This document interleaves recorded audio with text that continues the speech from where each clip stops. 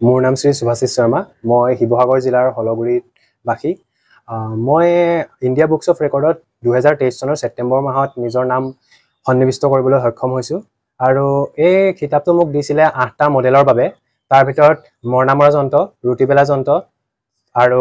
এখন পানীত চলা চাইকেল তথা সবজি কটা যন্ত্ৰ এনে ধৰণৰ 8টা মডেলৰ বাবে মোক এই কিতাপটো দিছিলে এই যিখন পানীত চলা চাইকেল সেই চাইকেলখন বনাওঁতে মই ধাৰণা বনাইছিলোঁ এখন নিজৰ আত্মসন্তুষ্টিৰ বাবে আত্মসন্তুষ্টি আৰু মনোৰঞ্জনৰ বাবে বনাইছিলোঁ আৰু এখন যদি আমি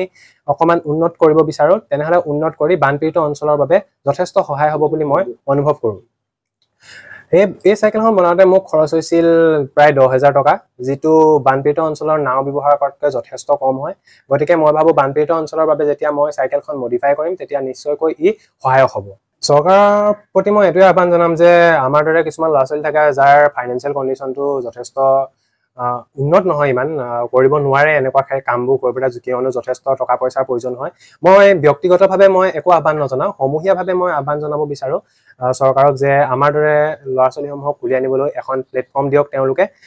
কাৰণ চক মই এটাই ক'ব সমূহীয়াভাৱে এইটো কাৰণে বিচাৰিছো কাৰণ অনন্ত বিশ্বৰ অসংখ্য ধূলিৰ এটি মাত্ৰ ধূলিকণা মই অকলে একো কৰিব নোৱাৰো যেতিয়া সমগ্ৰ ল'ৰা ছোৱালীসমূহ এনেকুৱা চিন্তাধাৰা থকা ল'ৰা ছোৱালীখিনি ওলাই আহিব তেতিয়া নিশ্চয়কৈ দেশ তথা আমাৰ জাতিটোৰ বা অসমখনৰ বাবে নিশ্চয়কৈ গৌৰৱান্বিত বিষয় হ'ব বুলি মই ভাবো নিউজ 12 অসম নৰ্থ ইষ্ট